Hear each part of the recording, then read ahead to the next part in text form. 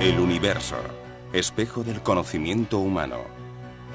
Desde tiempos inmemoriales, el hombre dirige la mirada hacia las estrellas en busca de otras vidas inteligentes. Desde la intuición de Leonardo da Vinci sobre el hombre cósmico, pasando por la teoría heliocéntrica de Nicolás Copérnico y Galileo Galilei, que hace apenas 500 años demostró que nuestro planeta gira alrededor del Sol, o las ideas del monje dominico Giordano Bruno, quemado en el siglo XVI en la hoguera de la Inquisición por negarse a aceptar como herejía su concepción de un universo infinito, la Tierra no era el centro del universo, llegamos a los ovnis de hoy, señalados en todas partes del mundo, fotografiados, filmados y detectados con los más diversos instrumentos. Hoy día, el 53% de la población de Estados Unidos cree que el fenómeno ovni es de origen extraterrestre, y en nuestro país el porcentaje es prácticamente idéntico. Se trata de un problema en el que los datos estadísticos representan únicamente la punta del iceberg. Miles de personas afirman haber visto por lo menos una vez en su vida un ovni, un objeto volador no identificado. Pero si bien las estadísticas oficiales sobre los ovnis incluyen apenas entre un 1 y un 2% de estos señalamientos, las cifras de la Fuerza Aérea de Estados Unidos, 1.147 avistamientos investigados entre 1948 y 1952, arrojan el desconcertante resultado de un 25% de episodios que han quedado sin explicar. Objetos de diferentes formas y dimensiones aparecen repentinamente, surcan el cielo y desaparecen, regresando a la realidad de la que proceden. Aceleraciones fulgurantes, maniobras imposibles ante los ojos de miles de testigos dignos de crédito. Inteligencias extrañas a la humana y tecnologías que parecen desafiar las leyes físicas que conocemos participan en un gran juego hecho de misterio, secretos, miedo y poder. El fenómeno ovni ha sido clasificado de la siguiente manera por el profesor Heinecke. Encuentros del primer tipo, avistamiento de ovnis en el cielo. Encuentros del segundo tipo, hallazgo de huellas e indicios dejados por los ovnis. Encuentros cercanos del tercer tipo, constituidos por los relatos de quienes han visto formas de vida alienígenas junto a los ovnis. Y finalmente, los emocionantes testimonios de los que han vivido la experiencia del contacto, las denominadas abducciones, los encuentros del cuarto tipo, los presuntos secuestros por parte de seres extraterrestres. Vuelven entonces a la memoria las palabras de Albert Schopp, portavoz de la Fuerza Aérea de Estados Unidos, quien en el ya lejano 26 de enero de 1953 declaró: si los principales expertos del mundo en ufología están en lo cierto, es decir, si los movimientos de estos objetos voladores realmente obedecen a maniobras controladas, entonces la única explicación posible es el origen interplanetario de estos aparatos. Oigamos la opinión de un científico, el astrofísico y escritor Johannes von Butler, que afirma sin la menor sombra de dudas que el hombre no está solo en el espacio.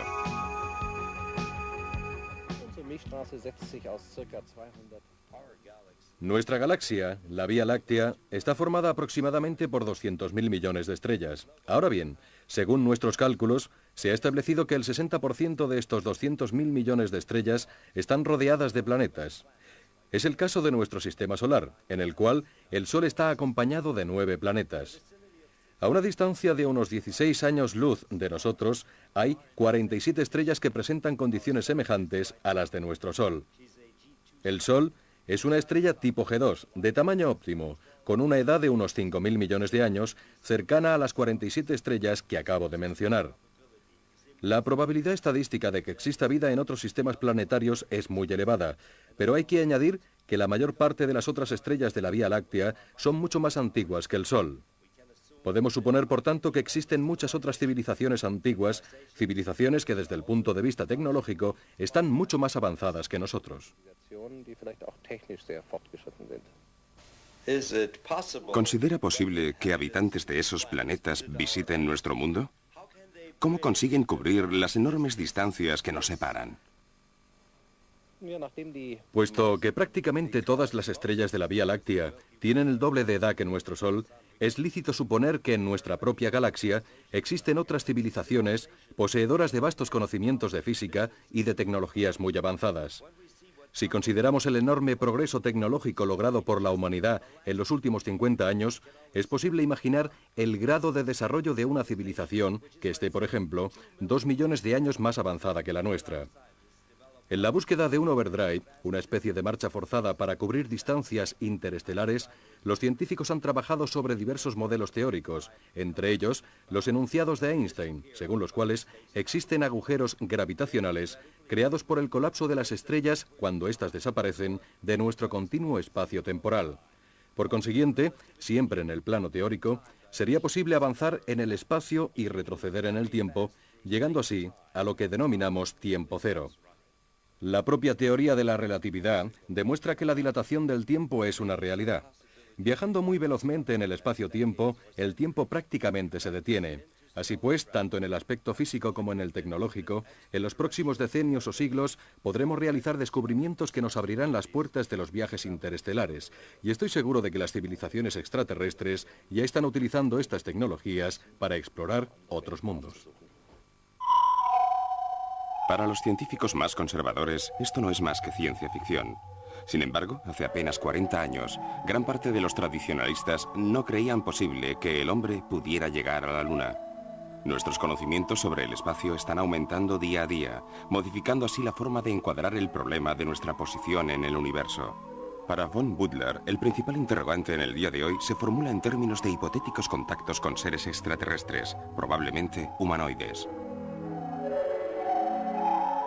Conocemos bien, porque han sido objeto de estudios profundos, antiguas tradiciones que nos dicen que nuestra especie fue creada gracias a la llegada a la Tierra de una civilización humanoide extraterrestre y que esa civilización ha intervenido en nuestra evolución.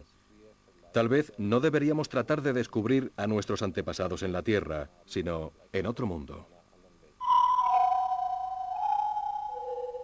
El tiempo no ha podido borrar las huellas dejadas por los visitantes espaciales en nuestro planeta. La mano de desconocidos artistas ha dejado impreso en la roca el recuerdo de aquellos encuentros primordiales, como en esta pintura rupestre de hace 7000 años, hallada en Uzbekistán. En la escena aparece un ser que lleva traje y casco de astronauta, así como una nave discoidal.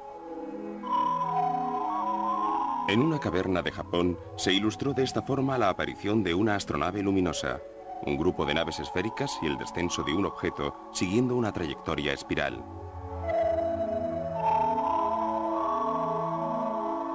En estas pinturas rupestres del sur de Francia, que datan de hace 15.000 años, aparecen numerosas imágenes de discos voladores que un arqueólogo francés ha catalogado como ovnis de la Edad de Piedra. En la antigüedad y en la Edad Media abundan las referencias a los denominados venablos de fuego, a los escudos voladores y a las esferas ígneas. En un fresco que se encuentra en un monasterio de la antigua Yugoslavia y en esta pintura de la iglesia más antigua de Georgia, dos misteriosos objetos voladores parecen presenciar la crucifixión de Cristo. El orientalista Zacarías Sitchin ha descubierto indicios de visitas extraterrestres en antiguos textos sumerios cuneiformes. En concreto, en mi libro El 12º planeta, he podido desarrollar específicamente mis estudios sobre los escritos de la civilización sumeria, la primera forma de civilización humana conocida que ya estaba establecida hace 6000 años. En sus tablillas de arcilla, los sumerios relataron muchos acontecimientos de la historia y de la prehistoria. Muchos de mis colegas conocen estos relatos y los consideran mitos. Yo, en cambio, me he preguntado, y también he dirigido la pregunta a otros investigadores, si en lugar de mitos no serán más bien historias verdaderas. Porque con notable precisión en relación con acontecimientos referidos también en la Biblia, especialmente en el libro del Génesis, estos escritos ponen de manifiesto la existencia de otro gran planeta en nuestro sistema solar, al que los sumerios llamaban Nibiru. Al parecer, este planeta se acerca a nosotros una vez cada 3600 años, pasando entre Marte y Júpiter. Según los antiguos escritos, los habitantes de este planeta, llamados Anunnaki, que significa los que descendieron del cielo a la Tierra, llegaron por primera vez a nuestro planeta hace unos 450.000 años. Vinieron con una misión precisa: pero esa es otra historia. Y durante su estancia desarrollaron muchas actividades, de las que también existen referencias en las Sagradas Escrituras. Entre ellas, por ejemplo, el proceso de ingeniería genética, gracias al cual nosotros, usted y yo, es decir, el Homo sapiens, fuimos creados. Los ovnis hicieron su aparición oficial 2 años después de la bomba de Hiroshima. El 24 de junio de 1947, Kenneth Arnold, un piloto civil, afirmó haber visto 9 objetos centelleantes sobre el monte Rainier, en el estado de Washington. Dijo que parecían platillos voladores, marcando así el nacimiento de uno de los grandes mitos del siglo XX. Comenzaron a señalarse platillos voladores a lo largo y ancho del territorio de Estados Unidos, hasta el punto de obligar al ejército y a la aviación norteamericana a ocuparse de los misteriosos intrusos. El primer programa de detección instrumental se puso en práctica en Alaska, porque se creía que los objetos voladores entraban en la atmósfera terrestre por las regiones polares. Los servicios secretos de la Fuerza Aérea mandaron instalar los dispositivos más avanzados a bordo de aviones de caza y bombarderos B-29 de reconocimiento a gran altitud. Eran detectores de anomalías del campo magnético, analizadores de emisiones de radiofrecuencia y cámaras de cine de 16 milímetros, las llamadas gun cámaras o cámaras ametralladoras. Los pilotos llevaban además cámaras fotográficas de 8, 16 y 35 milímetros, así como aparatos de fotografía periodística, como la cámara Fairchild 8x10, la más precisa y avanzada de la época.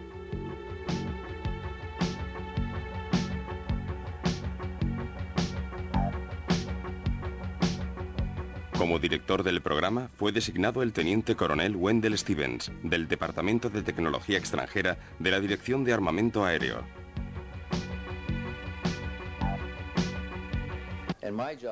Tenía bajo mi mando a los equipos técnicos y a la tripulación de los aviones. Antes de cada misión, les explicaba el tipo de instrumentos que iban a llevar, cómo utilizarlos para sacarles el máximo provecho y qué buscar. Cuando regresaban, tenían que presentar un informe primero al Departamento de Operaciones y después a mí, porque una parte esencial del programa entraba dentro de mis competencias, más concretamente, la eventual detección de objetos anómalos en el transcurso de las misiones sobre el Ártico. A veces los informes eran muy interesantes. En ese caso, yo recogía sus declaraciones y redactaba un informe que después enviaba a Washington.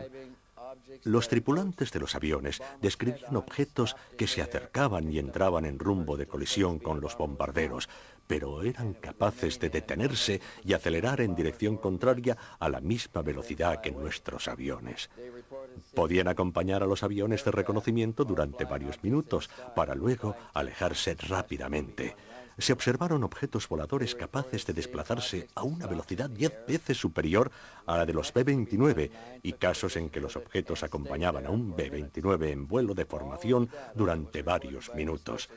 Al final de una misión con avistamiento, todo el material registrado, las cintas, las películas y las placas, se retiraba de los contenedores, se catalogaba, se registraba y se guardaba en una caja metálica que se ataba con una cadena a la muñeca de un oficial que lo llevaba a Washington esa misma noche. Esto sucedió unas 3 o 4 veces al mes durante los 18 meses que estuve al frente del proyecto en Alaska. ¿Qué descripción de esos objetos ofrecían los pilotos? En la mayoría de los casos, referían el avistamiento de objetos discoidales, completamente diferentes de cualquier configuración aerodinámica conocida en aquella época. Los vieron volar por encima y por debajo de sus aviones, los vieron posados sobre el casquete polar. Lo más extraño es que nosotros necesitábamos un gran dispositivo de apoyo para hacer volar los B-29 en aquel ambiente, grandes generadores de calor, camiones cisterna, etc. Y en cambio, esos objetos se posaban simplemente sobre el hielo, sin que hubiera nada a su alrededor, sin ningún dispositivo de apoyo visible. Llegaban, aterrizaban y volvían a despegar sin ningún apoyo logístico. Algunos los vieron despegar tranquilamente de la banquisa, posarse en el mar y desaparecer bajo la superficie del agua, mientras que otros los vieron emerger a la superficie, salir del agua y volar. cosas que evidentemente superaban con mucho la tecnología de entonces. Estábamos en 1947.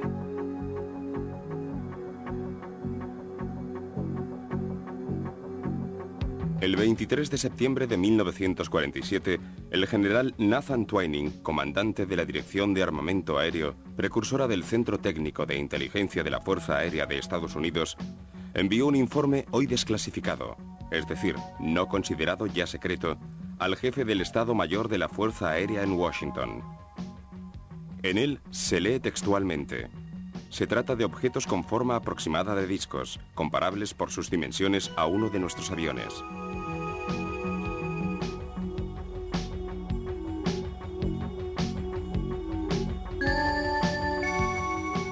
En el punto 6 de su informe, Twining dice: se calcula que su velocidad de crucero supera los 300 nudos. Y formula la hipótesis de que países extranjeros estén en posesión de una forma de propulsión nuclear. Los objetos presentaban, como se ve, características operativas extraordinarias para la época, prestaciones que se pueden asociar con las de este objeto, captado por el contactador George Adamski y Paloma Gardens en 1956. Y más de 20 años después, con las evoluciones de este cuerpo luminoso captado por un equipo televisivo australiano que parece dotado de una cúpula y de grandes ventanillas circulares a lo largo de su perímetro. El objeto se movía a tal velocidad que dejó este rastro en un solo fotograma, con maniobras que representaban un desafío a las leyes de la gravedad. De hecho, Twining describía a los ovnis como desprovistos de estela, excepto cuando parecen operar al máximo de sus posibilidades. Resulta lógica, por tanto, la preocupación del Pentágono ante unos intrusos imposibles de interceptar. ¿Y qué decir de este objeto, que algunos interpretan indiscutiblemente como un efecto de refracción óptica, captado en 1966 por el señor Oldfield a bordo de un avión de línea en vuelo sobre el centro de Gran Bretaña? Visto en cámara lenta, el presunto ovni efectúa un giro de 180 grados y desaparece en el horizonte en menos de un tercio de segundo.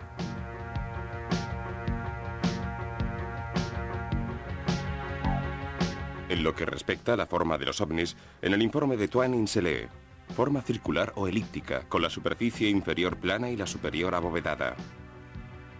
Veamos estas imágenes, conseguidas por un equipo televisivo neozelandés el 2 de enero de 1979. La parte superior del disco en rotación permite observar dos niveles, semejantes a los del ovni fotografiado por un periodista brasileño en 1952 en una playa de Río de Janeiro. El objeto, captado lateralmente, revela con claridad una cúpula. Así pues, esta es la clásica configuración de un platillo volador: compartimento, cúpula, anillo superior, anillo inferior y dispositivo de transmisión. ¿La fotografía de un ovni es prueba suficiente de que el objeto es real? No, no necesariamente. Aquí tenemos varias instantáneas, algunas muy sugestivas, que ocultan un origen fraudulento. Un mecánico norteamericano, Paul Villa, afirmó haber avistado y fotografiado estos ovnis el 16 de junio de 1963 y el 18 de abril de 1965 en los alrededores de Albuquerque, Nuevo México. Pero los ovnis de Villa no son más que modelos en miniatura, suspendidos de un hilo y hábilmente fotografiados sobre diferentes fondos naturales. El problema de las falsificaciones fotográficas en ufología se puede superar mediante investigaciones detalladas, entrevistas con los testigos, estudios en el lugar del avistamiento mediante relevamientos métricos y finalmente análisis del documento mismo con la ayuda del ordenador. Más difícil es producir falsas imágenes filmadas de ovnis. Resulta todavía discutible, aunque no se ha demostrado su falsedad, esta película tomada el 28 de febrero de 1965 por Marilyn Rollifer en el suburbio de Silver Springs, Washington, D.C. Las imágenes muestran un ovni de aspecto prácticamente idéntico a los fotografiados por George Adamski. En sus movimientos ondulantes, el objeto permite apreciar en la parte inferior unos dispositivos esferoidales móviles. Un objeto bastante similar fue observado por un agente de policía británico, el sargento Tony Dodd, en un episodio que marcó profundamente su vida. Fue en 1978. Estaba de patrulla con un compañero poco antes del amanecer de una mañana de invierno. Yo llevaba el volante del coche por una carretera en el campo, en una zona al norte de Yorkshire. Al salir de una curva, vimos de pronto un enorme objeto circular que volaba por el cielo justo delante de nosotros. El objeto no estaría a más de 30 metros de distancia de nosotros. Tenía forma circular, una cúpula y varios ojos de buey alrededor. A lo largo del perímetro emitía luces intermitentes de colores, como los rótulos de neón, y en la parte inferior tenía grandes esferas. Era enorme, con un diámetro de más de 30 metros y no emitía ni un solo sonido. Era completamente silencioso. Pero lo más fascinante era la cegadora luz blanca que surgía del objeto, como si su estructura metálica fuera incandescente. Finalmente, el objeto se alejó a una velocidad que no superaba los 50 kilómetros por hora y descendió en un bosquecillo, o por lo menos eso nos pareció. Era una pequeña mancha de vegetación completamente inaccesible, en una zona muy aislada, lejos de la carretera donde nosotros nos encontrábamos. Veamos ahora las formaciones de ovnis. El general Twining, en su informe, ya había señalado numerosos casos de formaciones de 3 a 9 objetos. 3, por ejemplo, son los objetos captados en 1980 en Alemania, en Hagen, a orillas del Ruhr, por Mars Damme, aficionado a la ufología. El señor Damme ha realizado numerosas observaciones del cielo nocturno provisto de un equipo de aficionado con el cual ha captado este objeto fluorescente en forma de cigarro puro en 1980 y esta formación de 9 discos rojizos en 1979.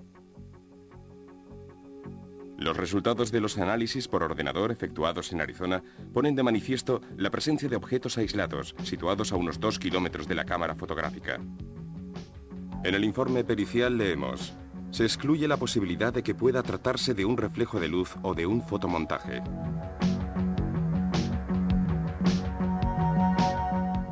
El 4 de junio de 1980, Damme filmó este objeto en forma de puro en el cielo de Hagen. Ovnis tubulares de grandes dimensiones, las llamadas naves nodrizas, han aparecido en todas partes a lo largo de la historia. Obsérvese, por ejemplo, este grabado de 1561 de Nuremberg o las fotografías obtenidas en 1951 por George Adamski con su telescopio.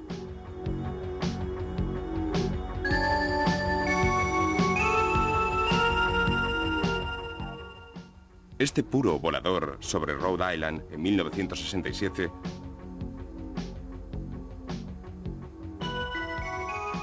o este otro filmado en 1974 en el cielo de Kobe, en Japón. O el 3 de abril de 1990 con estas excepcionales tomas desde la ciudad rusa de Krasnodar, en el Cáucaso, durante un fenómeno que fue observado por miles de personas.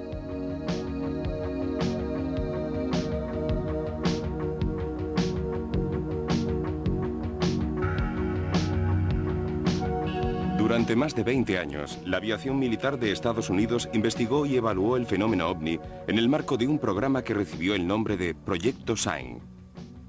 En 1952, el programa fue oficialmente rebautizado con el nombre de Proyecto Blue Book. En los expedientes reunidos dentro de este contexto, se analizaron 12.618 avistamientos, comprendidos entre 1952 y 1969. De estos casos, 701 quedaron sin explicación.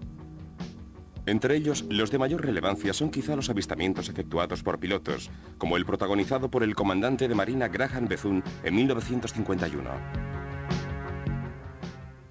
Yo estaba pilotando un avión de transporte sobre una ruta de vuelo nocturno en el Atlántico Norte entre Islandia y Terranova, alrededor de 3.000 metros de altura.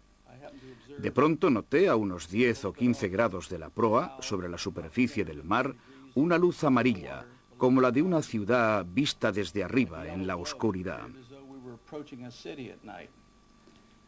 Sin embargo, nos encontrábamos a más de 300 millas de la costa. No podía ser una ciudad.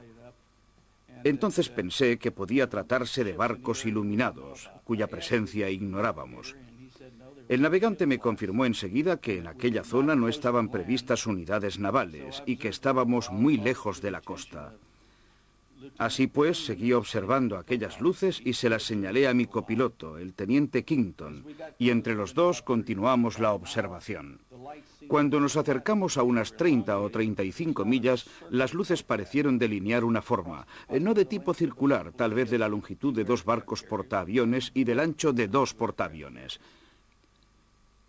Cuando llegamos a unas 30 millas de distancia, las luces se apagaron. Sobre la superficie del agua quedó solamente un pequeño halo que empezó a aproximarse a nosotros con un color que pasaba del anaranjado al rojo, a un rojo violáceo, y a unos 400 o 500 pies debajo de nosotros se detuvo. Yo desconecté el piloto automático para tratar de perder altura, porque me pareció que estábamos en rumbo de colisión. Y en ese momento advertí que el objeto no avanzaba en vuelo nivelado, sino que estaba inclinado en un ángulo de alrededor de 45 grados. Permaneció de esa forma junto a nosotros durante unos segundos.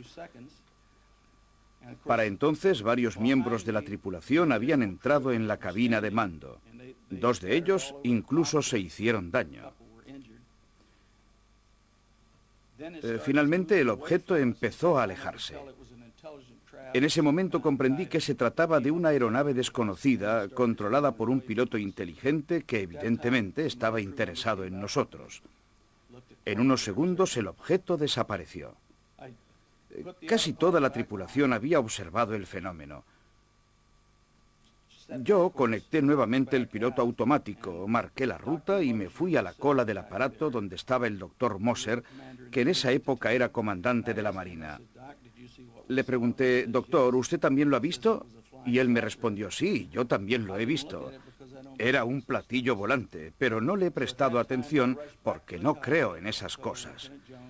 Volví a la cabina de mando y le dije al teniente Jones, hagas lo que hagas, no se te ocurra decir que hemos visto un platillo volante, porque en cuanto bajemos nos encierran. Entonces él me dijo, demasiado tarde, acabo de contactar con la torre de control de Gander para saber si habían visto algo en sus pantallas.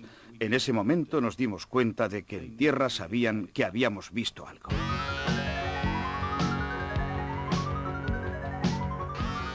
Pero el fenómeno ovni no se agota aquí. ¿Quiénes son los seres que los pilotan?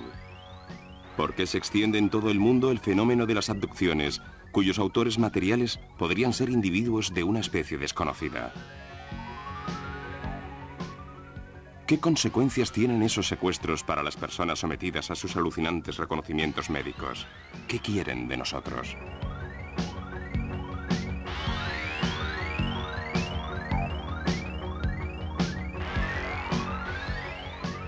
¿Qué sucedió verdaderamente en 1947 en Roswell, en el desierto de Nuevo México? ¿Y por qué el gobierno de Estados Unidos silenció la realidad de los hechos, la recuperación de la astronave alienígena y el resultado de las autopsias efectuadas a los cadáveres de sus ocupantes? Es lo que intentaremos responder a partir de nuestra próxima cita.